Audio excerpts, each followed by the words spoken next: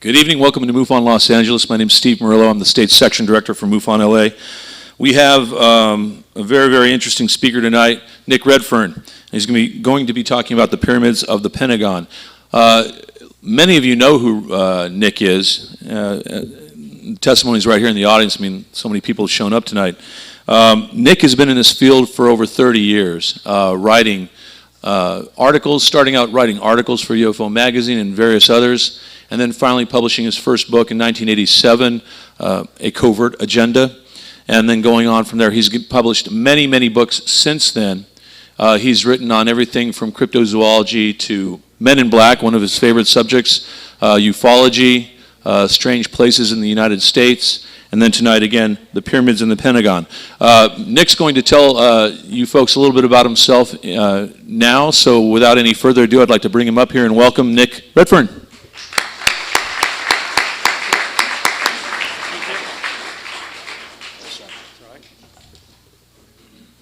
Thanks everybody. Hope you can understand me all right. I've got kind of a strange accent. And it kind of reminds me when Steve introduced me and said that I do a lot of work in cryptozoology, which is the study of weird animals, because not too long ago I did a lecture and somebody said, "Oh, you kind of sound like the gecko at the Geico commercial." And I thought, some people might kind of take that as an insult, but I thought, well, you know, for somebody who chases weird creatures to be compared to a talking gecko is probably not the worst thing in the world. So, if anything, I say anything you don't really understand, it just kind of throw something at me and say, "What did you say?" Yeah, as Steve said, what I'm going to talk about tonight is a subject that I guess is kind of a strange one that most people don't really have much of an awareness of, and I didn't have much of an awareness of until I started to dig into it, and that was what the Pentagon and other government agencies around the world, not just the United States, have taken a very, very deep interest in the mysteries of the past. Now, we all know, of course, that over the years, agencies like the CIA, FBI, Air Force, they've all looked into the UFO phenomenon, but pretty much from the modern era, the 1940s onwards. But until I started to dig into this further, I didn't realize the sheer extent to which agencies had literally delved into things like the pyramids, Noah's Ark, the Dead Sea Scrolls, things like this. And of course, this begs a couple of questions. What is so significant about these events that attracts government interest? And why should the government be interested in the first place? You know, you would imagine archaeological mysteries would be something for archaeologists or historians or theologians, not for the finest minds in the Pentagon. And so I guess the battle was on for me to try and figure out what was going on and why. And to give you some sort of background as to how and why I do this sort of research that chiefly sort of focuses on what governments know about UFOs and related topics. My father was in the British Royal Air Force and he worked on radar. He was a radar mechanic and he was involved in several UFO incidents back in 1952 at the height of a NATO exercise called Mainbrace. And my dad was stationed at a base on the east coast of England called RAF Neatishead. And over the course of 3 or 4 nights in September 52, the radar personnel who were on duty reported tracking on the radar scopes these high-flying, fast-moving objects that nobody seemed to know what they were, but the first thought was, well, you know, it's the height of the Cold War, so it's got to be the Russians. You know, they've got to be launching some sneak attack or testing the defences of the nation to see if we could withstand an attack. So aircraft were scrambled from a nearby Air Force base and the pilots reported seeing these. They didn't describe them as like classic flying saucers. They described seeing these very brightly lit objects. You kind of imagine a camera flash. But when you see a camera flash, you know, you get this huge sort of silver bright light and then it goes away. Well, if you imagine a camera flash that just doesn't stop flashing, you know, it's just there all the time. That was the intensity of what they were seeing. But as the guys were tracking these objects on the radar and as the planes were scrambled to intercept them, they clearly reacted to the presence of the aircraft, and the ground personnel who were working the radar said that as the planes approached them, the objects would shoot away at high speed and kind of play like a game of cat and mouse with them, where there was no outright hostility, but they would literally sort of play left and right hand turns and, as I said, cat and mouse type experiences, as if to sort of test, if you like, the extent to which our aircraft could potentially engage them in some sort of combat. Now, this went on for about 3 days and 3 nights. And there was never any outright hostility, and literally on every occasion all the aircraft were forced to return to base because they were just running out of fuel. They just couldn't stay up in the sky anymore. You know, if they did stay any longer, they'd just sort of fall down into the English Channel. And at the end of these encounters, everybody who was involved, from the radar mechanics like my dad, the radar operators, the pilots, the ground personnel, everybody was reminded of the fact that they'd signed the British government's Official Secrets Act. And the Official Secrets Act, anybody who works in the government has to sign this, and it basically prevents you from speaking about things that might have an effect on national security when you leave the job.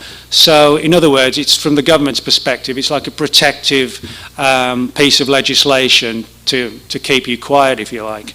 And so everybody was told, you know, you won't talk about this, you've signed the Official Secrets Act. And my dad didn't tell me till I was about 13 or 14. And this was sort of at least 30 years later, something like that, thereabouts. And when my dad told me this story, it really kind of got me interested in the subject, which I'd never really given too much interest or attention to before. You know, like most people, I'd seen Close Encounters of the Third Kind and things like that as a kid, but I'd never taken it any further. And never knowing that my dad had had this encounter and had stayed silent about it for 30 years. So when he told me this story, it got me interested for 2 reasons. One, because it was my own father and you know, I trusted him and knew that he had a background in the military. But that was the second reason as well. He had this standing and training as a radar mechanic. And of course, radar personnel are trained and taught to know the difference between an aircraft, a helicopter. A lot of people don't know that a very tightly packed flock of birds can actually be picked up on a radar screen, but radar operators are trained to know the difference between these different phenomena, and they can tell a solid object from, you know, an object that is just a mass of birds or whatever.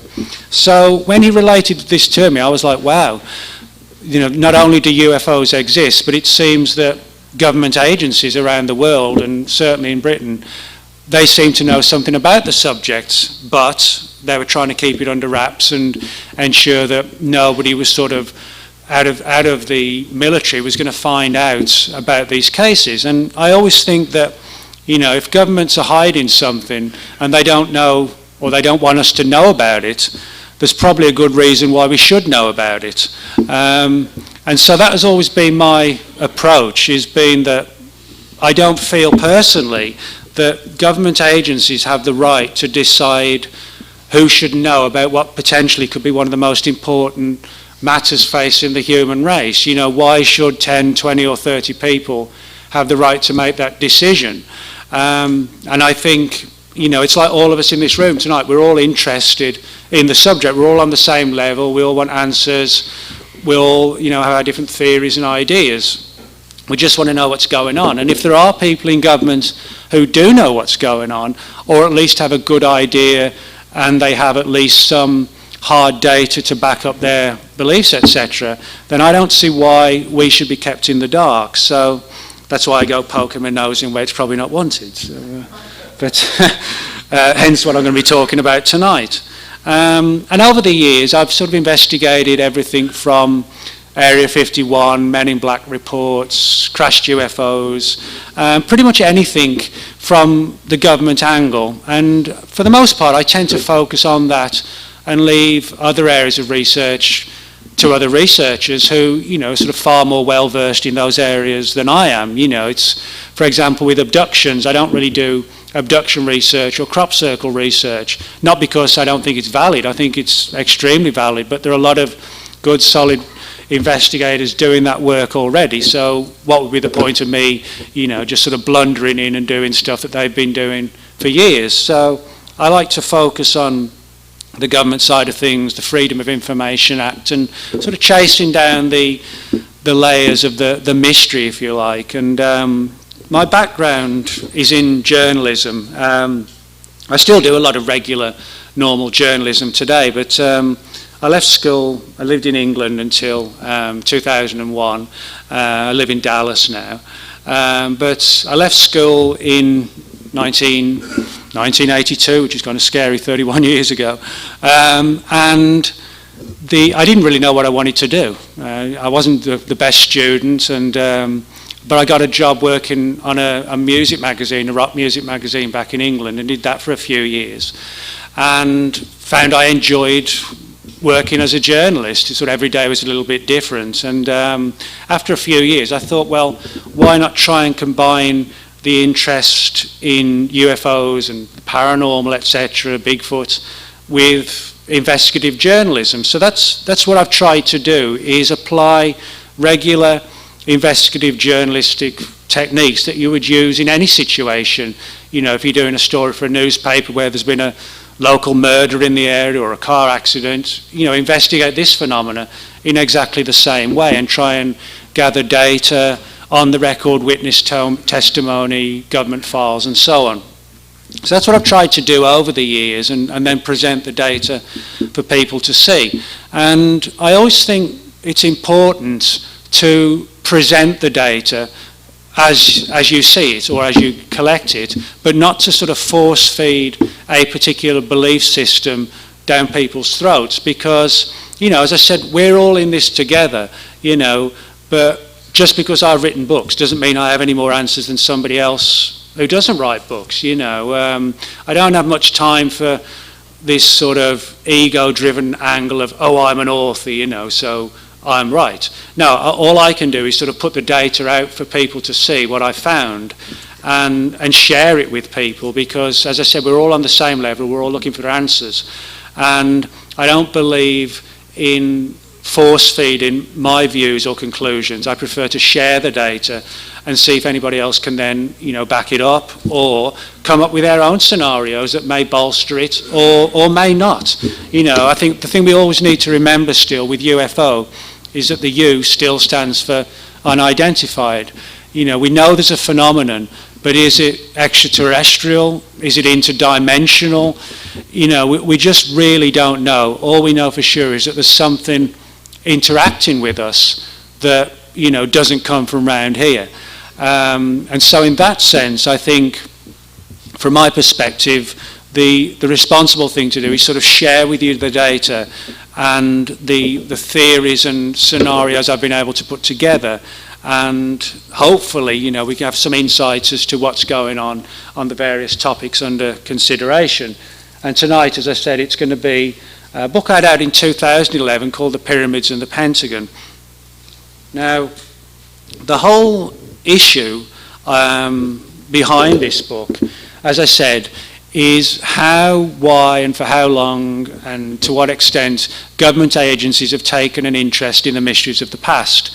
Now, when I say government agencies, the best way I can describe it, if you kind of imagine Indiana Jones type characters working for the CIA and travelling around the world and investigating things like the Ark of the Covenant and the Holy Grail and stuff like that. That is literally the scenario we're seeing.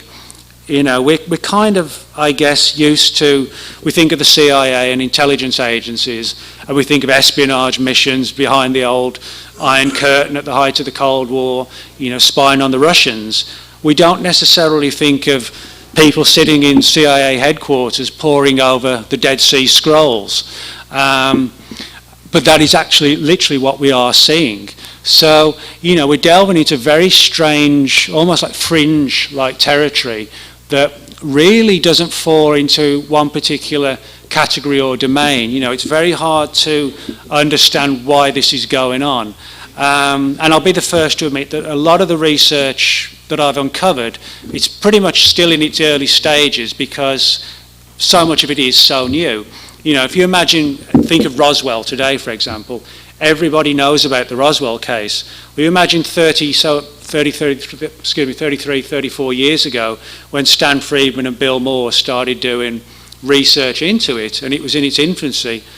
It was very much new territory, and that's kind of like with this, that we're seeing doors starting to open, we're seeing a few files beginning to surface, and we're putting the strands together, showing that, as I said, in the same way that from the 40s onwards, the government heavily investigated UFO reports, they had this other, arguably even sort of more covert and secret program to dig into the mysteries of the past. And the more data that I've been able to find, I've been able to come up with what I think is the probable reason why they're looking into these mysteries. And it has nothing to do with archaeology or furthering our knowledge of the history of the human race. That is sort of, they have answered some of those questions, but that's sort of a byproduct to the reason why they're doing the research, which I'll make clear to you. Now, that's picture was taken a couple of years ago. Behind me, that's Stonehenge in the English county of Wiltshire. Now, unfortunately today, as you can see, it's fenced off. You can go around there, but the only reason they put the fence up is because people started, or for years, were chipping bits off the stones, and they were getting less and less stones left. And so they put this fence up, but as you can see, there are people there having private tours, and so all you have to do is ask one of the guides to give you a tour, and they'll do that.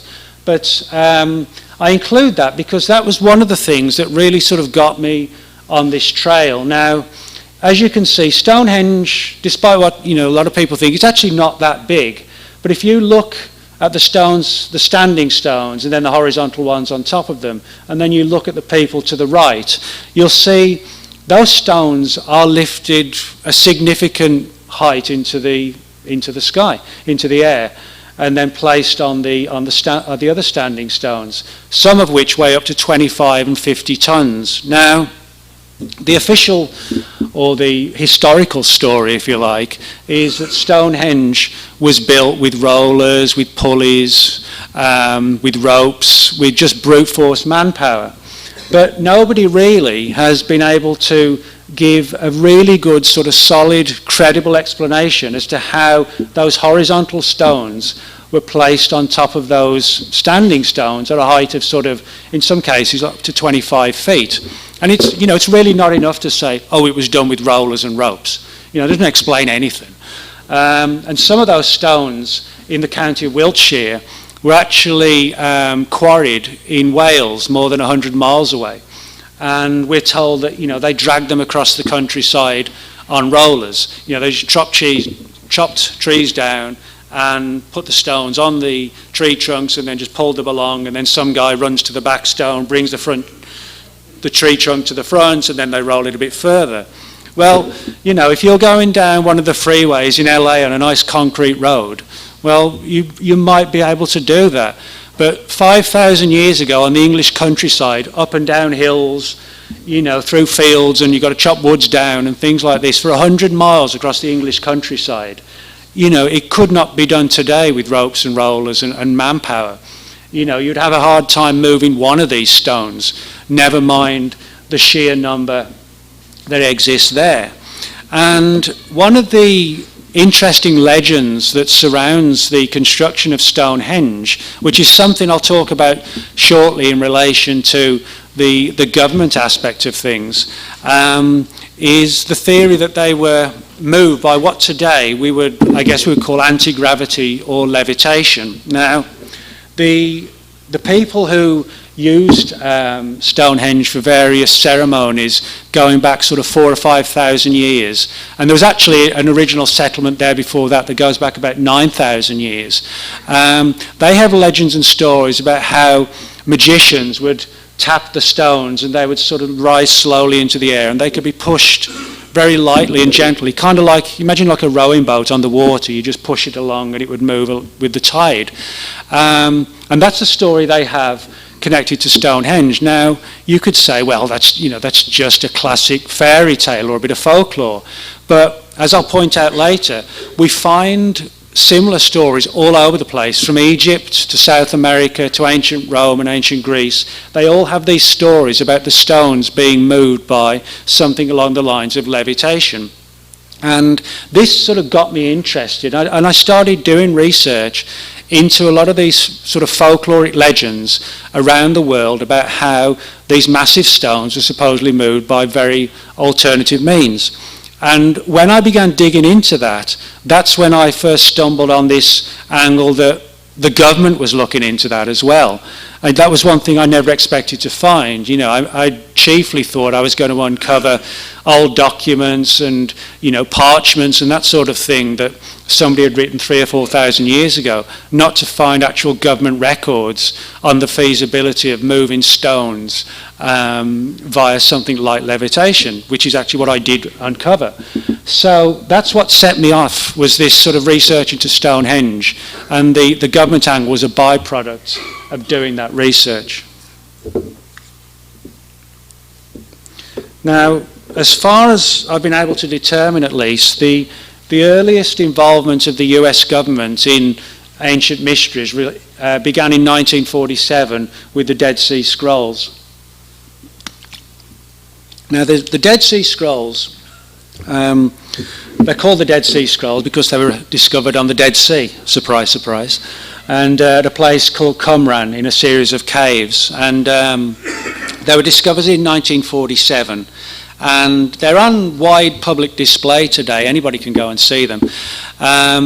But in 1947, well, it was a very interesting year, 1947. You had the Roswell incident. You had Kenneth Arnold's famous UFO encounter that led to the creation of the term flying saucer. 1947 was also the year that the CIA was formed, and it was the same year that the Dead Sea Scrolls were found on the Dead Sea.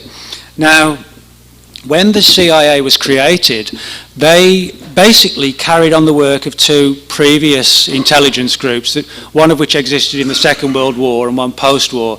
One was called the Office of Strategic Services, the OSS, and the other one was called the Central Intelligence Group. And when the CIA was established, they basically offered jobs to all the guys who had previously been in those two organisations, said, hey, do you want to come on board for this new group we're setting up? And of course a lot of them said, yeah, sure. And one of those who did that was a guy named Miles Copeland. And Miles Copeland had been involved in the US intelligence community way back to the Second World War. And he spent a lot of time in the Middle East, specifically in Damascus. And he headed up the CIA office in Damascus, which operated out of the American embassy in the city as well. And just as an aside, this has nothing to do with it, but Miles Copeland, the chief CIA officer in Damascus, was the father of Stuart Copeland, who was the drummer in the Police. I say it's got nothing to do with with the story. I just thought it's just like one of those weird little things that I uncovered doing the research. So maybe Stuart knows a few secrets, who knows? But anyway, his dad, Miles Copeland, as I said, he ran the CIA office out of Damascus, and many, many years after he retired, we're talking 1947, he went public, I think it was like early 90s.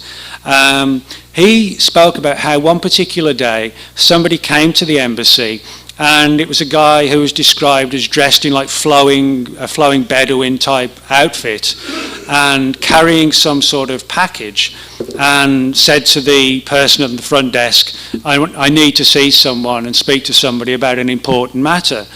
And so they referred him to Miles Copeland, who took the guy up into his office and said, what's it all about? And this character sort of, in almost like an over-dramatic, mysterious fashion, opened up this package, and out came tumbling something like, very much like the Dead Sea Scrolls. Now, as I said, the acknowledged Dead Sea Scrolls are on public display today. You can go and see them. They're in a museum. But this particular scroll, which clearly seems to have been one of the original scrolls, obviously didn't make it to the public display. What happened was that it was shown to Miles Copeland, and the guy said to him, well, I need somebody to translate it. This is an important find. Can you help me? And, Copeland, yeah, he'd worked and lived there for a long time, but he certainly wasn't an expert in ancient Middle Eastern languages, but he had a friend and a colleague who was, a guy named Kermit Roosevelt, who did a lot of, he wasn't an employee of the CIA, but he did a lot of contract research for the CIA and worked for them. So Copeland basically said to this guy, well, yeah, I've got this friend, he can research this, whatever this document is, whatever it says, do you want to come back and then we can give you the answers? And that apparently satisfied the guy, and he just kind of, again, sort of overly mysteriously vanished out the door, and he literally never did come back. It was almost like he wanted to offload this particular scroll, but did so under the guise of wanting answers and promising to come back. So Miles Copeland copied one by one the pages. He just photographed them all and printed off large-scale photographs, sent them to Kermit Roosevelt for analysis. And what happened then was that for some weird reason, that particular scroll became subject to a CIA classified order. That's to say that one of these ancient parchments from however many thousands of years ago entered the CIA, and somebody said, there's something significant about this, and they essentially put a top secret stamp on it. Now, this surprised even Miles Copeland, because like most of us, you know, his first thought is, well, why on earth would the CIA have not just an interest in the scroll, they might want to look at it to try and decipher it for this guy, but why on earth would it then become a matter of national security? That didn't seem to make any sense at all. So he tried to find out more about it and could not get any answers. He never saw the scroll again. He never saw the photographs again. For all intents and purposes, the story was just as dead and buried as the scrolls had been for thousands of years. And it kind of mystified him, and he didn't really do anything else with it, because what else could he do? And so he just relegated it to one of those weird experiences that occurred during the course of his CIA career. Now, he did hear rumours that the scroll in question supposedly was a very early written version of what eventually became in the Bible, the book of Daniel. And supposedly it related to a lot of things like strange dreams and prophecies and trying to forecast the future and things like this on the part of Daniel. And what's interesting is that, regardless of whether people take these stories literally or not, it was in this very same time period that the CIA began its very early research into things like remote viewing and psychic spying. So I think we can make an argument that if we look at the time frame when the CIA was researching things like ESP and prophecy and psychic spying and things like that, to get hold of an ancient document that actually talked about these very things, but from the perspective of Daniel in the book of Daniel, I think they possibly translated that ancient book to try and give them some sort of understanding of the power of the human mind, because there were clearly parallels between this ancient text and what the CIA was working on in terms of what eventually became its so-called remote viewing program. So what we're seeing here is probably the earliest example of why intelligence agencies have taken an interest in the mysteries of the past, and it's because where there's some sort of military potential or military capital gain, if you like. So, it isn't so much about furthering our knowledge of archaeology, of history, of the Bible, or any, Middle Eastern religion. It's about, is there some sort of value we can learn or gain from studying these phenomena that we could turn into like a military objective, if you like. Now, there's an even stranger aspect to the story of the government and the Dead Sea Scrolls, and it relates to a place called the White Sands Missile Range. Back in the 1940s, it was called the White Sands Proving Ground. And if any of you in the audience have ever heard of Operation Paperclip, if any of you have, I don't know. Well, yeah. Well, Operation Paperclip, at the end of the Second World War, when the Germans were defeated, a lot of the German scientists came over to work for the US and the UK, and some of them for Russia. And the US program to get the German rocket scientists over was called Operation Paperclip. And a lot of the scientists were drafted to work at the White Sands Missile Range, and it was where a lot of the early research and test flights were done by the US military into rocketry.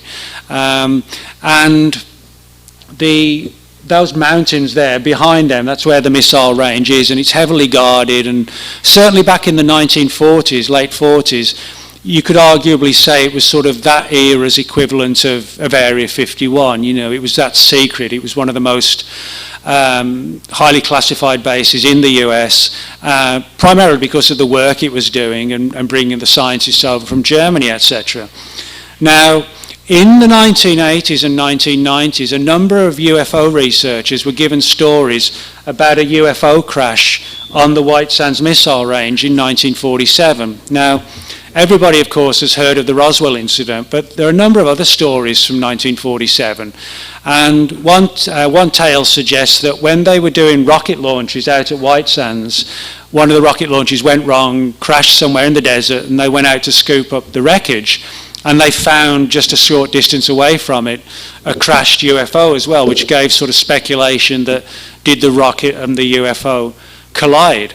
Now, regardless of the theories put forward, one of the central themes that was relevant to all these stories that surfaced in the 80s and 90s, one of them surfaced to a guy named Bill Steinman in the mid-80s, and the other one to a guy named Timothy Cooper in the 90s, both of who were looking into crashed UFO stories. They were told that when the military actually made access and got inside this crashed UFO that they found on the missile range, it contained what looked like an ancient manuscript that today would very much resemble the Dead Sea Scrolls. Now, you know, it's controversial enough to say that a UFO crashed on the White Sands Missile Range.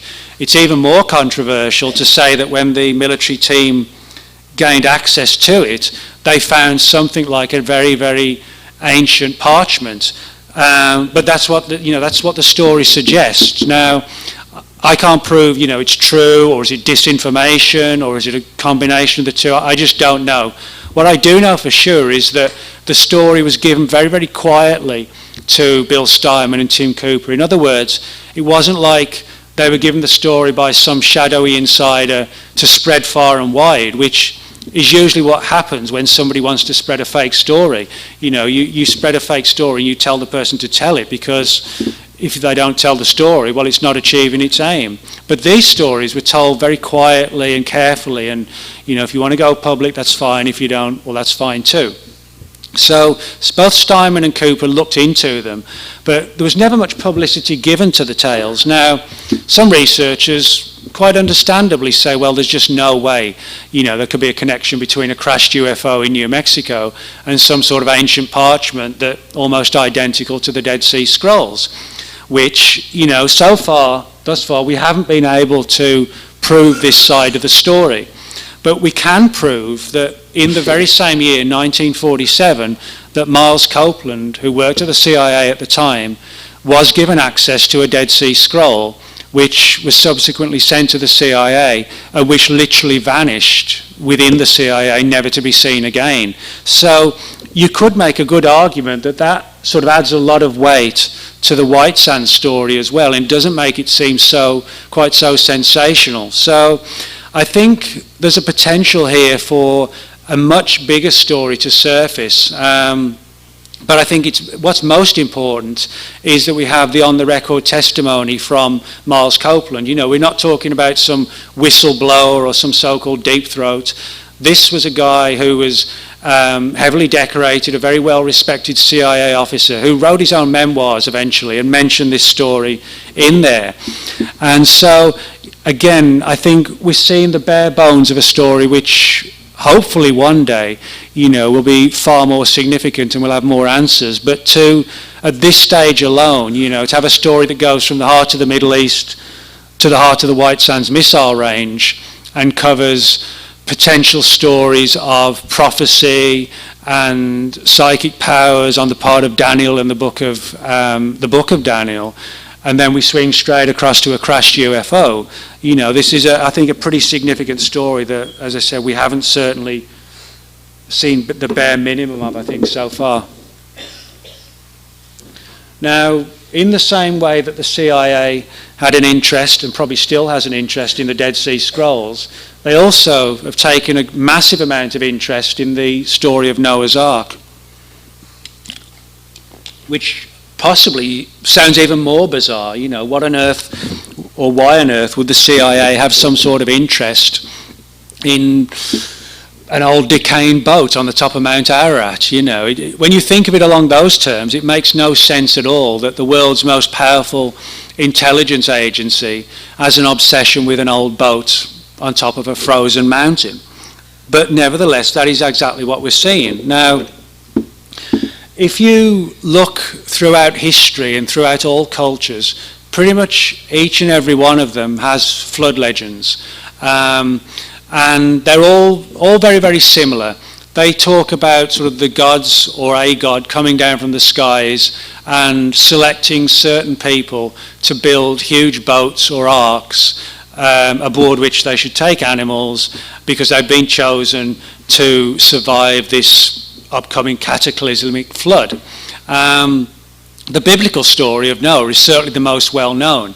But there are numerous, literally dozens of similar stories. The most famous one, I guess, next to the story of Noah's Ark is the Epic of Gilgamesh, which talks about almost an identical story, but the Ark in that story comes down on a mountain in northern India. But for all intents and purposes, everything else is identical. You know, the animals being loaded on board the boat, a family being given prior warning that you're the ones to, you know, who are going to survive and repopulate things later on. In Ireland, you know, only sort of across the water from where I used to live, ancient legends there, they talk about floods and the gods warning people to prepare. Native Americans, they have their flood legends as well. So it's all across the world. And I think this probably gives some sort of indication that there were large-scale floods on the planet thousands and thousands of years ago. You know, we're talking about countries and cultures separated by thousands of miles at a time when supposedly they didn't have any contact with each other. And if they didn't, but they all have these legends, then that's probably a clear indicator that in some capacity at least these floods occurred on a worldwide basis and were heavily cataclysmic and may well have sort of re-sculpted the entire planet in terms of devastation and, you know, land masses, etc. But again, that doesn't answer the question. That's all very interesting for archaeologists, historians, etc. But why should it be of interest to the CIA? Well, the story goes back to 1949.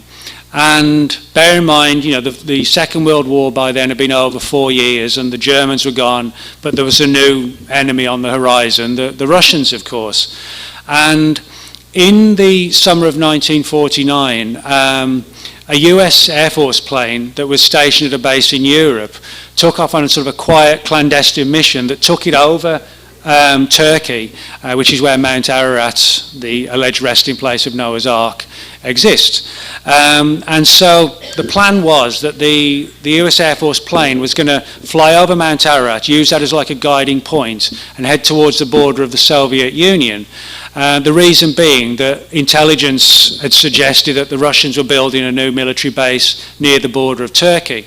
And with Turkey being our friends, it was kind of perceived as being, when the Russians tried to put atomic missiles in Cuba, you know, this was sort of too close to a friendly nation. So the plan was to send this spy plane up towards the Russian border with Turkey and photograph it as best they could, get some high resolution aerial photographs. Well, as they approached Mount Ararat, one of the guys on board the plane said that he could see what looked like the huge wing of an aircraft sticking out the ice. Now, you know, we think of Turkey, the Middle East, you think of desert, land, etc. And certainly a lot of Turkey is like that. But Mount Ararat itself stands at about 17,000 feet. The last 3,000 or 4,000 feet are actually just permanently ice and snow capped all year round. I mean, literally, you know, it's like the Himalayas, Mount Everest. And one of the guys said he could see this huge wing sticking out the ice. Now, this spy plane wasn't sort of like today's high-flying, spy planes with just, say, one guy on board and a highly sophisticated camera. This was like a large, lumbering, propeller-driven bomber. So there were 5 or 6 people on board the plane. And so the pilot quickly swung the aircraft around so the photographer, who was going to photograph this Russian base, could get pictures of whatever this huge wing was. As they turned the plane, one of the guys on the other side of the aircraft said he could see a similar structure sitting or poking out of an adjacent part of the mountain. So they got pictures of that as well. Both wings, if they were wings, they estimated was somewhere in the region of about 600 feet long, which would, if they were wings, would give an overall width of 1,200 feet. Now, nobody back then, or even today, is building aircraft with wingspans of 1,200 feet. It's just not feasible, but that's what they look like. They just look like wings. So they got these photographs and then continued on with the original mission to photograph the Russian base. And then the pictures were, when they landed back in Europe, the pictures were sent to the Pentagon. Basically along the lines of, okay, we photographed the base, but you're not going to believe what else we photographed and where we photographed it. And within the CIA and the Pentagon, whatever this strange structure was, or potentially still is, on Mount Ararat, they never called it Noah's Ark. Officially, it's known as the Ararat Anomaly. And that's what the Pentagon officially terms it today. You can get, they have like a freedom of information package where, somewhat reluctantly, they've released a few files, not many, there's about 60 pages, that talk about a brief history, a very brief history, of the ways and means by which the CIA has had an interest in this so-called Ararat anomaly. And it goes back right to the 1940s and tells the story of this particular plane and it making this mission over Turkey. Now, of course, the big question is, well, what were these wing-like structures? Clearly, the story of Noah's Ark is of a huge boat, somewhere in the region of like 600 feet long, made of wood. Whatever these objects or structures were that the aircrew photographed, they clearly weren't part of an old boat, and they didn't seem to be made of wood. They seemed to be metallic and very, very smooth. Something like a large boat or a ship that had existed for thousands of years on board on a harsh mountain would be in a very, very degraded state. That certainly didn't seem to be the case with whatever these objects were sticking out of the ice. So the location was of sort of paramount interest because they knew of the legend of Noah's Ark coming down on Mount Ararat. So inevitably there were people within the CIA who thought, could this be Noah's Ark? But if it is, does that mean Noah's Ark isn't necessarily what we think it is, according to the legend? And this is what began this sort of classified program to try and determine what this anomaly was on Mount Ararat. And it went on literally for years. I used the Freedom of Information Act to get hold of the CIA's file on Noah's Ark, which begins in 1949 and goes on till 1994. And unfortunately, like a lot of these files that surface through the Freedom of Information Act, just when it gets to the good parts, you've got huge black marker pens crossing everything out. And there are some references in the files to additional files that have never surfaced, even in sort of semi-blacked out format. We just don't know where they are. And the CIA has said, well, we've looked for them and we don't seem to have them, which again is a big puzzle. If you guys don't have them, where have they gone? But it really sort of began big time in 1952. The photographs themselves, taken in 1949, sort of circulated around the Pentagon for a few years, and people looked at them and said, well, it's all very interesting, but what does it have to do with us? Quite rightly, what did it have to do with them? They were trying to prevent the Russians, going to war with us.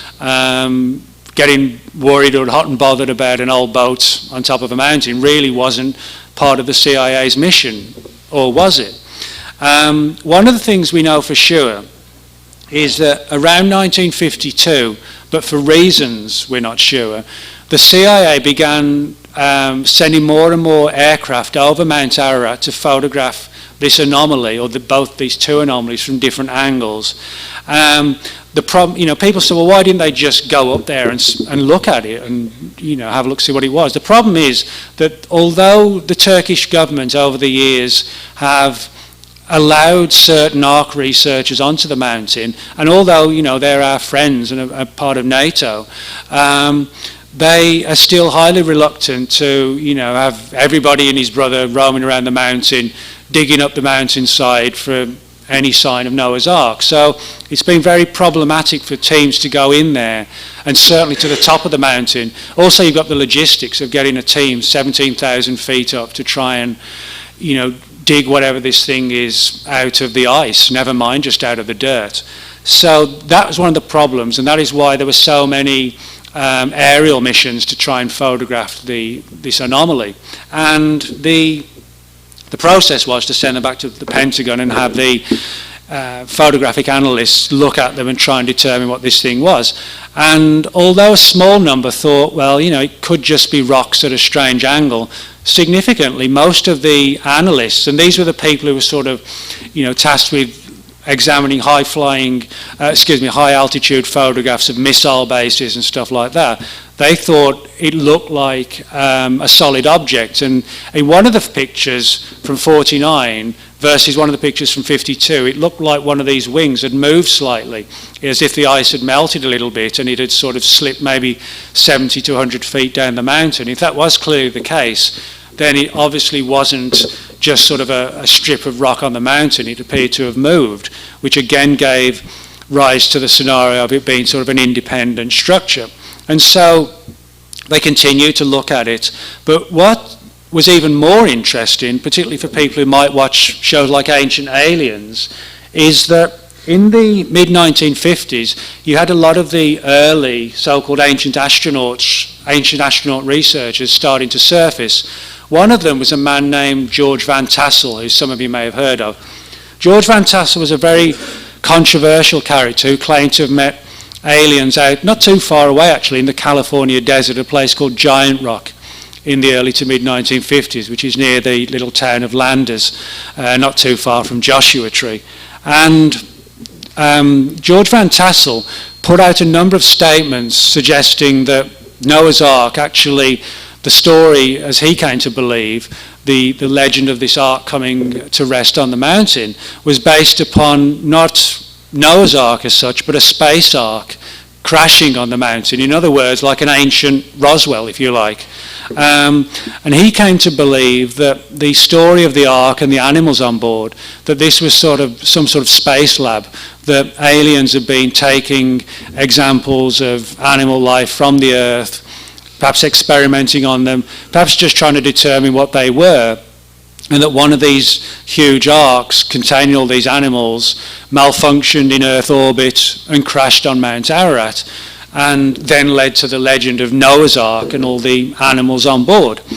Now, whether or not that story has any merit to it, any truth to it, is kind of overshadowed by the fact that both the FBI and the CIA and the Air Force all took a deep interest in George Van Tassel's stories, suggesting that was the case. So in other words, the mere fact that George Van Tassel was saying this sort of raised the red flags within the Pentagon. And to give you an example of the sheer extent to which Van Tassel was watched, again, I used the Freedom of Information Act and got hold of his FBI file, which ran from 1953 to 1967 and ran in at just under 400 pages, where they'd been along to conferences and lectures and sat in the audience and took notes about everything he was saying about Noah's Ark potentially being a space ark, and prepared extensive notes that were shared with additional agencies. So as far back as the 1950s, the CIA was deeply looking into this angle that Noah's Ark was really something sort of really far out, not just an old boat, that it was something that had been built literally on another world. And again, that would, like with the Dead Sea Scrolls, if any UFO ever crashed to Earth or has crashed to Earth, it would be sort of a paramount mission on the relevant nation to recover whatever that vehicle was, purely for the military capital that could be gained from studying it and trying to understand it. And I think at least that's part of what related to this investigation of Noah's Ark. That's to say, there was a clear understanding that there was a great thing to be uncovered here or discovered if people like George Van Tassel were right. You know, if sort of a 5,000 or 6,000 year old crashed UFO was embedded in the ice of Mount Ararat. Now, as I said, you know, there are people who believe, you know, the Bible literally, would be outraged by that. But my point, you know, for people who might want to say that, is that, you know, I'm not saying George Van Tassel is right or wrong. What I'm saying is, when Van Tassel said that, the CIA and the Air Force sat up and took a great deal of notice, which suggests that this was the angle they were approaching and following, and they were doing so at least as far back as 1953, 1954. Now, to give you an example of the sheer extent to which this continued, and again this is via the Freedom of Information files, in 1975 there was an author named Fernando Navarro who wrote a book about his own personal researches into Noah's Ark and his own expeditions to Mount Ararat. Well, in the same way like I'm lecturing for you here tonight on a book, in 1975 Navarro gave a lecture on his book at a shopping mall in Washington, D.C.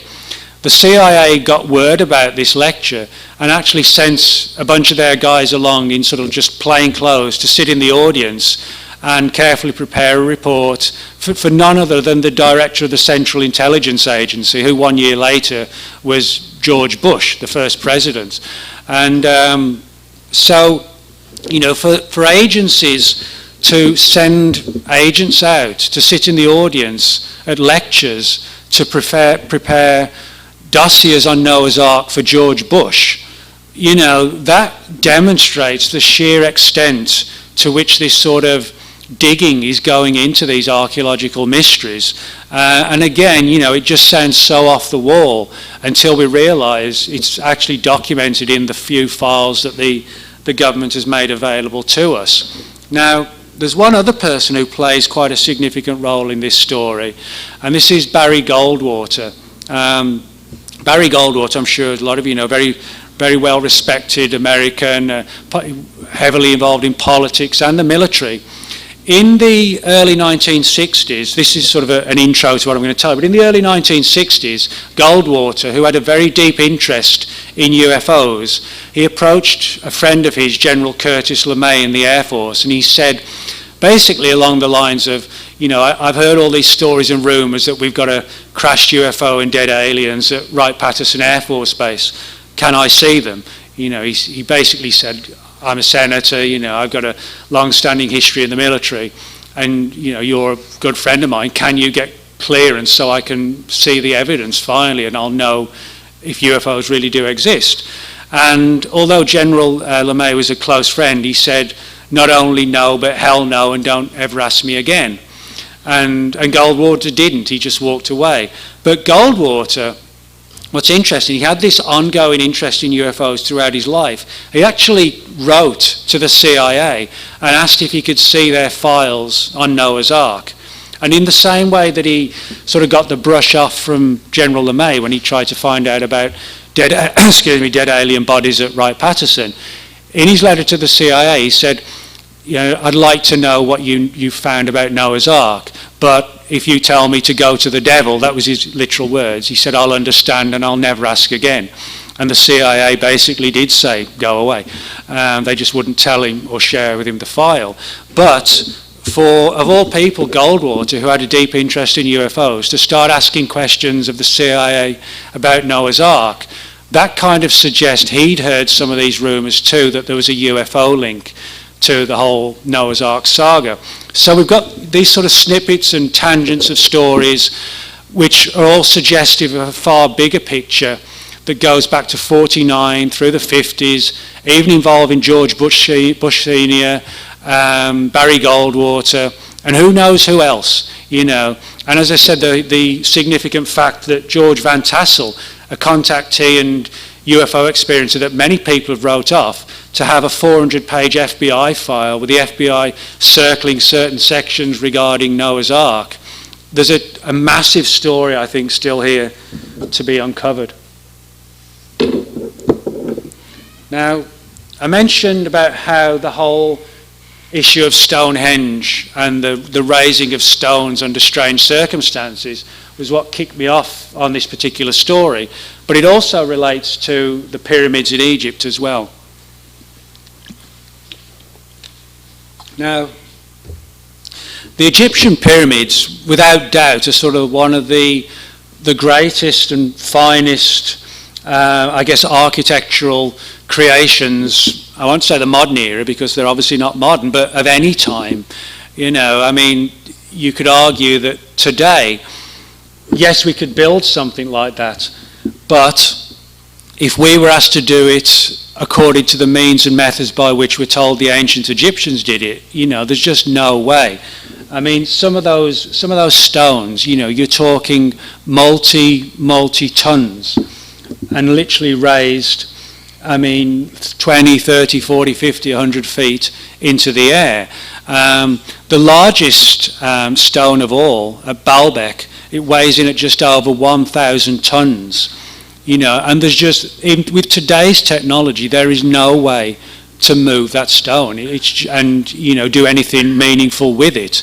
And yet, like with Stonehenge, we're led to believe that the pyramids at Giza were built, you know, by nothing stranger than quarrying the stones and then rolling them on tree trunks and pulling them and then dragging them up slopes. Or there's all sorts of different theories as to how the pyramids were constructed. But the biggest problem of all is that the theories that have been put in place, for the most part, they're all flawed in some fashion or another. Or when we've tried to duplicate them, it's always been on a smaller scale. Nobody has ever tried to be as ambitious as to replicate something like the pyramids at Giza. And with good reason, because even the small attempts to try and achieve something have always sort of fallen flat on the face. And that is sort of made the more significant by the fact that there are a number of very ancient stories suggesting that the pyramids were built by what's called acoustic levitation. That's how we term it today. Now, acoustic levitation, it's a very sort of technical situation, but I'll try and explain it in layman's terms, which is the only way I understand it as well. You imagine, for example, you're at a rock concert and you feel like the sound coming out of the speaker and it sort of shakes and, you know, goes through your body. Well, kind of like a magnet, if you put two opposites to a magnet, they push each other apart. Well, a lot of research has been done in about the last 15 years or so into what's called acoustic levitation, where you basically have two opposing sound waves, and within those sound waves you have what's called a resonance zone, and by manipulating and moving those sound waves against each other, you can actually raise objects within this particular resonance zone, and they're sort of kept in place by the force of the sound wave itself. And a lot of research has been done in the last few years by the Russian military, the US military, to try and perfect this. You know, imagine if you could move massive objects just by sound. Now, but when we look back into the ancient mysteries of the past, we find what sounds suspiciously like evidence on the part of the ancients of possessing some sort of technology along the lines of acoustic levitation. Now, of course, if that's true, that sort of begs the question, well, where on earth did it come from? Or where off earth did it come from? You know, are we talking about ancient aliens using the technology, giving it to us? Or are we talking about like an ancient terrestrial race, a human race that maybe developed a technology very different to the sort of technologies we're used to using today, and that went off a completely alternative tangent and that perhaps destroyed itself or died away, and their technologies were lost to sort of the fog of time, and they've just become incorporated into our legends. Now, as I said, acoustic levitation has at its heart, obviously, sound. Well, when we look back at all these stories, we find sound plays a significant role in each and every single one of these tales of stones being magically raised into the air, as the ancients described it. For example, at Stonehenge, one of the legends suggests that the ancient magician Merlin could manage to move the stones at Stonehenge by playing a magical flute and playing magical music to them. Now that, in literal terms, that sounds bizarre and off the wall. The idea of just playing a flute and the stones are going to rise. But if you imagine pre-internet, obviously, TV, radio, movies, we're talking thousands of years ago, you can well understand how over 5-6 generations, when stories were spread orally, there was no written word, that something like acoustic levitation, where the ancients harnessed sound, over the course of 300, 400 years, you could understand how that might take on almost like mythical, sort of fairy tale-like proportions, where an acoustic levitation technology becomes a story of somebody playing a magical flute and raising stones into the air. Now, there are also similar stories related to ancient Egypt. There's a very famous story from the 10th century, an Arabic story, which was supposedly found in a very, very ancient historical manuscript, which has been lost, we don't know how long ago, but again, which had been passed down orally, which suggested that the stones that were used to build the pyramids, they talk about how the Egyptians, or actually not the Egyptians, they talk about how a race that predated the Egyptians built the pyramids, and that the pyramids themselves were sort of inherited by the Egyptians rather than being the creators, which is a controversial theory. But the legend is that whoever the builders were, they had these sort of rows of iron rods. That's how they're described, literally sort of rows of 5 to 6 foot tall iron rods. And the stones would be sort of gently tapped until, kind of if you run your finger around a wine glass and it starts, you sort of reach that peak, and sometimes you can actually shatter the glass. That's almost like a kind of acoustic technology, or like an acoustic weapon where you use sound to achieve an end. And the story was that they would strike these stones in particular ways until they would resonate, and then they would slowly start to rise in the air. Then they push them down these kind of alleyways of these metal rods. And it was almost, again, like I alluded to at the start, about pushing a little rowing boat in a body of water.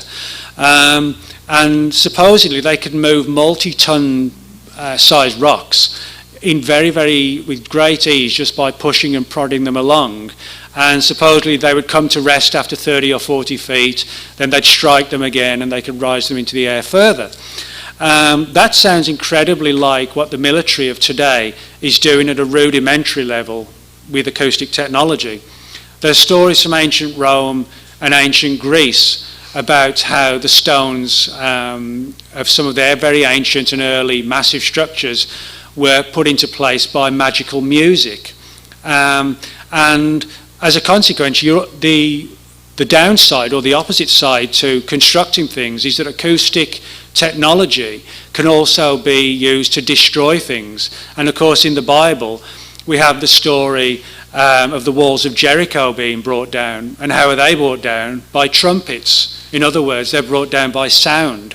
So on the one hand, you have this sound technology being used to levitate stones, and then you have it sort of, as even the Pentagon people thought, the idea of stones being brought down by sound. So, again, the story of the trumpets literally bringing down the walls of Jericho, I think, for me at least, that's more of like a legend or a mythology distorted from possibly very real stories of somebody utilizing some sort of acoustic levitation type technology and amplifying it to literally destroy buildings or walls. So then one of the things, again, I should stress is that none of this proves that the pyramids or Stonehenge, etc., were built in this way. But for me, what makes it fascinating is that when I began to dig into this, I found that that was a very area of research that the military was looking at. And to give you just one example of this. Now I just wanted to show you that one before we move on, because you can see there, you're near the front, that's two people.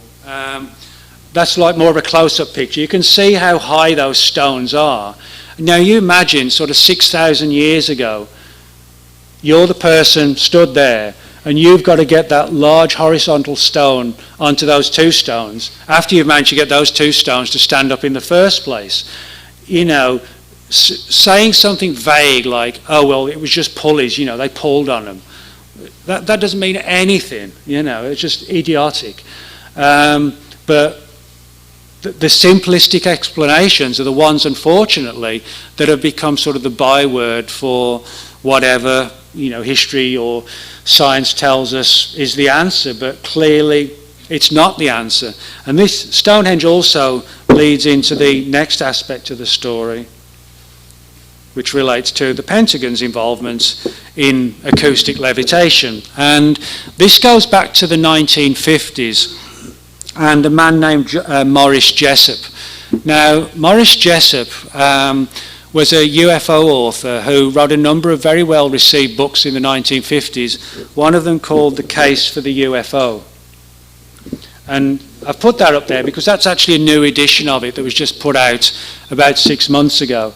The original book was published in the 50s and sells for quite a lot of money now, but this new one is sort of a very low price, and so you can get the book pretty much as it was originally published. But Jessup was someone who was heavily interested in UFOs. Bear in mind this was the 50s, so he'd really got involved, you know, when the whole UFO thing kicked off in the 40s. But his other area of interest was the mysteries of the past. And he was someone who, to his credit, was basically said, you know, if I'm going to investigate something, I'm going to go out there and look for it. And he spent a lot of time in Central America, South America, investigating these massive structures, you know, put together by the Incas, by the Maya, by people in Central America, in Mexico. And he spent a lot of time down there and incorporated his research into these massive stone structures with his research into UFOs, and particularly a lot of ancient stories of the gods coming down from the skies. And Morris Jessup came to believe that these ancient structures of South America could only have been built via some sort of levitation or something along the lines of what we call anti-gravity. That's to say you nullify gravity so you can move massive weights when essentially there's no weight to them. And he spelled all this out in his book, The Case for the UFO. Well, subsequent to the publication of the book, a copy of his book made its way to the Pentagon. You know, it's not sort of the sort of thing you expect to see as an author every day, that, you know, the people in the Pentagon are sitting around reading your book. Although, you know, who knows? You know, maybe every time a UFO book comes out, who's to say there isn't somebody in the Pentagon that reviews it, you know, for interested parties. But that's certainly what happened with Jessup's book. Now, when it was published, Case for the UFO, it went from the Pentagon to an office of the Navy. And what was interesting is that this particular office of the Navy was a department that was researching advanced weaponry and also alternative weaponry. That's to say, you know, thinking outside the box, you know, these sort of highly intelligent scientists whose job it was to come up with new and novel ideas to beat the enemy. And they were deeply interested by the theories and conclusions contained in Jessup's book about how, for example, acoustic technology could not only move massive stones, but could be concentrated as a weapon. And they actually, in almost like an unprecedented situation, flew Jessup out to the Office of Naval Intelligence in Washington, D.C. for 3 days, and invited him to share his information, theories and data with them. Now, today, the Navy doesn't dispute that Jessup went out there and spoke to a couple of guys on this project, but the official story, the Navy doesn't deny talking about this and doesn't deny that, as I said, that Jessup went out there, but the official story is that these guys working on this project were simply researching it in their own free time, and the Navy's position is, well, whatever the Navy, our people want to do when they finish work at the end of the day is their business.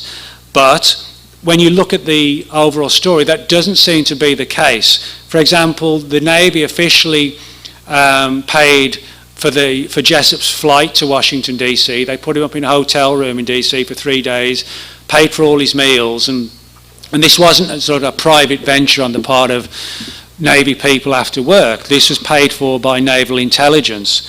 So there's good evidence that the Navy itself was officially, albeit secretly, heavily interested in these stories about stones in the ancient past being moved by some advanced technology that in the 50s it dearly wanted to get its hands on. And so Jessup went out there, and Jessup was an interesting character. He was very, very clever, but he was also a guy who was very, very nervous type of character, and someone who became deeply paranoid. Although you could argue, he had very good grounds to become paranoid because the Navy had flown him out to DC and was grilling him for 3 days about his research into ancient mysteries. So, I guess we couldn't blame him in that respect, to a degree at least. But he became very, very concerned and worried for his physical health because, he was an author interested in UFOs, and he'd gone from that almost overnight to being a person of interest to naval intelligence and who wanted information on him as to, could this technology be weaponized? Now, Jessup went back home, and from that point onwards, he started to go downhill. His book writing, his style, if you like, sort of degraded, and publishers didn't want to publish his work anymore. Became very reclusive and despondent, and began to believe that people were following him, that his phone was tapped, which again, he may have been highly justified in. And the story all ended in very weird circumstances when one particular morning in 1959, he was found dead in a Florida park in his car with like a tube going from the exhaust through the window. He was dead from carbon monoxide poisoning. And people said, well, he was down and despondent because his books weren't selling. He was getting paranoid. And people say he had just some sort of breakdown. But what was interesting is that one day before he was found dead, he telephoned a friend of his, a man named Dr. Manson Valentine, who was also doing similar research into the ancient stone structures and how they might have been built. And he said he'd made a major breakthrough and wanted to meet Valentine the next day. Now, of course, that never happened because the next day he was found dead in his car. So, that's where the story begins and ends. Now, of course, there are some people, as I said, who say it was suicide. Others people suggest it was murder. We'll probably never know 54 years later. But certainly it's one of the more controversial aspects of this particular whole saga. But again, we have a reason and an answer as to why the military was looking into this. It wasn't, again, like with the Dead Sea Scrolls or Noah's Ark, it wasn't to further our knowledge of archaeology and history. It was to try and determine if Jessup's work in South America into using anti-gravity as a technology, could it be applied as a weapon? And probably it could. Again, it's very, very similar to acoustic technology. And if something like the walls of Jericho, if that legend was born out of the use of something like an acoustic weapon, then you can really understand what would have been going through the minds of people in the military at the time, thinking, wow, this could potentially be the ultimate weapon, possibly even more powerful than the atomic bomb. Now, some of you may have heard of Edgar Cayce. Edgar Cayce was a famous prophet and seer who made a number of predictions and had a massive following, and still does have a massive following. That's a photograph I took about 10 years ago at the Edgar Cayce Foundation, which is in Virginia Beach. And one of the interesting things I found was that in the early 1960s, Cayce was being watched very, very closely because of his research into Atlantis, the legends of Atlantis. Now, of course, when it comes to Atlantis, we know not very much at all, to be honest. There are a lot of legends, stories, tales, folklores, countless books written about the subject. But when it comes to determining what Atlantis was, where it was, who its people were, is it true that it was destroyed in some sort of natural cataclysm or some sort of ancient war? We just don't know. It's impossible to say, and probably always will be. But one of the things we can say for sure is that the CIA took a very, very deep interest in Edgar Cayce and his research into Atlantis. What's kind of interesting is we literally only have 2 pages of official documents from the CIA talking about their interest, and both of those pages are heavily, massively redacted. I mean, for all intents and purposes, there's barely anything worth reading. But what they do demonstrate is that the CIA actually had somebody working at the Edgar Cayce Foundation in 1962 under the guise of just being an employee, who was reporting back on latest developments in Cayce's work and theories, and the sort of work that his followers were doing, and the latest news on Atlantis. And again, why would the CIA be interested in Atlantis? Well, this is where it gets into sort of really weird and controversial areas, because one of the biggest issues about Atlantis is the fact that it reportedly, the civilization, the country itself, or whatever it was, an island, who knows, came to an end in sort of violent cataclysm. Some people have suggested something along the lines of an ancient atomic war. And this sort of leads on to another area of research that both the CIA and the Navy took an interest in, and this is something from ancient India called the Mahabharata, if any of you have heard of that. It's a very ancient Indian book that goes back at least sort of 4,000, 5,000, 6,000 years. Some people suggest 8,000 or 9,000 years.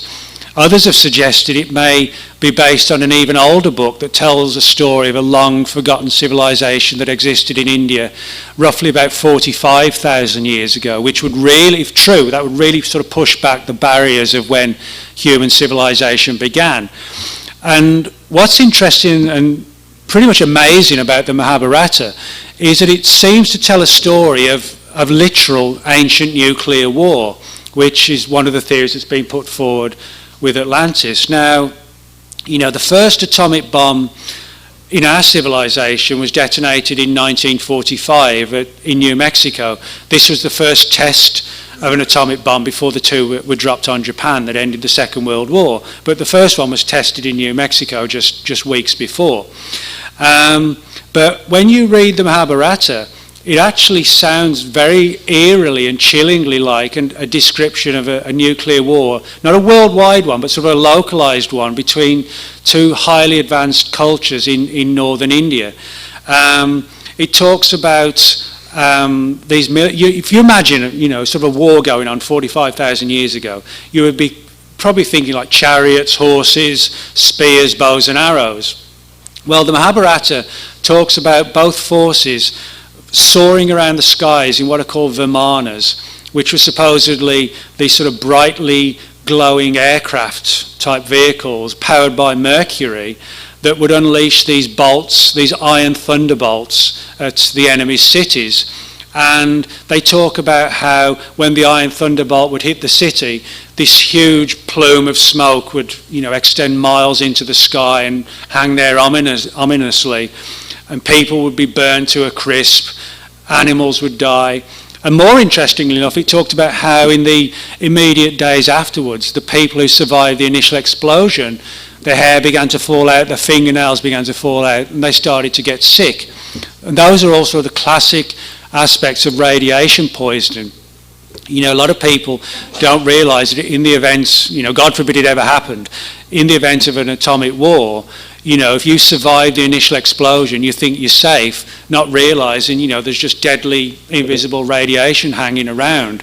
And then in the days after, you just fall sick and your entire bodily structure falls apart. Your white and red blood cell count goes totally out of control, and you can be dead within just hours or days, depending on how close you were to the radiation. But it's interesting that, you having these tales of the Mahabharata, which have been linked, with the people of Atlantis as well in terms of an ancient culture destroying itself, of, these iron thunderbolts being unleashed at different cities, of this massive explosion, and then, as I said, of the troops and people of the cities dying in the days and weeks afterwards of these very strange illnesses. And on top of that, they talk about how the sky went black for like 3 years and the temperature dropped. Well, that parallels identically with what a lot of researchers of theoretical atomic warfare today called a nuclear winter. That's to say, in the event of an all-out nuclear war between, like at the height of the Cold War, between the superpowers, the sheer scale of dust and dirt that would be kicked up into the atmosphere would literally blot sort of 90% of the sun out, and it would just hang there for years. And that's what they call a nuclear winter. And again, it sounds like the Mahabharata is describing something like a nuclear winter. Now, one man who was absolutely obsessed with the Mahabharata was Dr. Robert Oppenheimer, who just happened to be the creator of the atomic bomb. And Oppenheimer, although the use of the atomic bomb ended the Second World War, Oppenheimer was someone who, like Dr. Frankenstein, he kind of took the view that he'd created a monster and wished he hadn't, even though he'd ended the war. And he sort of distanced himself over the years from his research and became, somebody who thought the atomic bomb wasn't a good idea, and as a result he lost his top secret clearance with the military, which is, pretty understandable. But as I said, he had an obsession with the Mahabharata, and he made a number of statements suggesting that the Mahabharata told a story of ancient nuclear war and that we weren't the first civilization to have developed atomic technology, and that maybe somebody came before us, destroyed themselves literally tens and tens of thousands of years ago, and that all we've got left today are legends of things like the Mahabharata and the gods coming down from the skies. And he sort of perceived, not the ancient astronauts angle, but an ancient human race that we've just relegated to legend, in the same way that if our civilization got obliterated tomorrow, chances are everybody wouldn't die. So 30,000 years from now, people would be talking about, there was this civilization, they could fly in the sky, and these magical boxes that people would talk to them. The people would say, it's just nonsense, just myths, not realizing it was our destroyed civilization. And the best example of Oppenheimer's potential secret knowledge of this is in 1952, he gave a seminar in Washington, D.C., and somebody asked him, when was the first atomic bomb detonated? And he basically said, well, in our time, in 1945, and then he reiterated, in our time, as if to say, but not necessarily in time period. And he would never really elaborate on it beyond, the fact that he alluded to the idea that we weren't the first civilized culture, if you like, and that ended badly for them. And as I said, the mere fact that he became literally obsessed with the Mahabharata to the point of quoting it endlessly suggests, it was deeply on his mind, and that he felt he'd unleashed something on the world that had destroyed it in the distant past. Now, because Oppenheimer held a top secret clearance, my personal opinion is he probably had access to some of these stories about the military investigating ancient mysteries, and came across some of these stories and uncovered some of the data for himself. And maybe that is why he also lost his top secret clearance, because instead of staying silent, he started to talk about this, about the potential idea of pre-existing civilizations, and quoting the Mahabharata in public seminars and even on TV. And that was when the military was like, enough's enough. And I think he'd probably hit on something that somebody wished he hadn't hit on. Now, without doubt, the strangest of all the stories I uncovered that relates to the mysteries of the past, it also relates to sort of weaponry and military advantage, but in a very different way. That's a a painting of sort of a vision of the Virgin Mary. I'm sure everybody's heard of, so these Marian apparitions, as they're called. And that's sort of one classic example. Well, what I'm going to say to you now probably sounds so bizarre. You think I made it up, but I really haven't. Again, this is through the Freedom of Information Act. But in the early 1960s, when Cuba was seen as a massive problem for the United States, Fidel Castro, etc., a man named General Edward Lansdale, who was somebody who was like a really brilliant character who came up with a lot of very weird and strange ways to defeat the enemy. He came up with this very strange idea of trying to fake an image of the Virgin Mary over Cuba and have the voice of Jesus speak to the people of Cuba to say, overthrow Fidel Castro. Now, it sounds totally bizarre, but the idea was that that Edward Lansdale had was to essentially have CIA personnel and military personnel travel to Cuba by boat under cover of darkness, and they would have these huge searchlights that would focus on the clouds of Cuba, kind of like an old cinema style light projection screen, and they would project images of the Virgin Mary onto the clouds, and then they would have a helicopter flying through the clouds with their engines muffled with a huge loudspeaker saying, "This is Jesus, lay down your weapons, renounce Cuba and renounce Fidel Castro." Now, as I said, it sounds, on my life, that's a true story. You can get the files. The files have now been declassified through the Freedom of Information Act. But it was sort of seen as such a bizarre, strange project. And of course, the clouds would have to be in the right place at the right time. They would have to be thick enough to disguise the helicopter so it couldn't be seen. And you would have to ensure that nothing went wrong. And it was seen as such a bizarre caper that ultimately it was shelved. But what it does demonstrate, again, though, is how intelligence agencies have used the mysteries of the past to try and have some sort of military advantage over the enemy for the present and the future. Now, there's sort of like a modern day equivalent of this that has sort of gone to real sort of paranoid levels called Project Bluebeam. I don't know if any of you have ever heard of this, but okay, a few people at the back. Project Bluebeam, we don't know if it's a real project or not, but basically the scenario is to fake a religious event in the skies by using sophisticated holograms to try and control people through fear.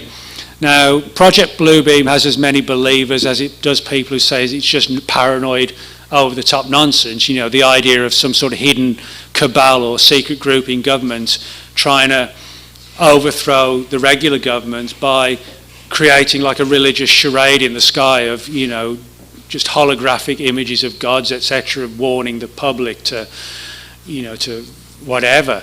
But although there are a lot of extreme angles to this particular story, the fact is it's very, very similar to this ruse that was going to be carried out over Cuba of projecting images onto clouds of the Virgin Mary and then have this sort of stylized voice of Jesus speaking to the Cuban people. So, in other words, although Project Bluebeam is almost probably the ultimate conspiracy theory, the most outlandish of all, it does have a more down-to-earth, albeit more down-to-earth, equivalent in this project of Edward Lansdale. So I am not sure we can entirely write off the Bluebeam scenario, even if it has been sort of elevated and exaggerated upon over the years. Now, that picture there shows the island of Atlantis. That's actually from like an old map done years ago. What's interesting about that's actually contained in the CIA's file on Edgar Casey of the several pages that we've now got in the public domain.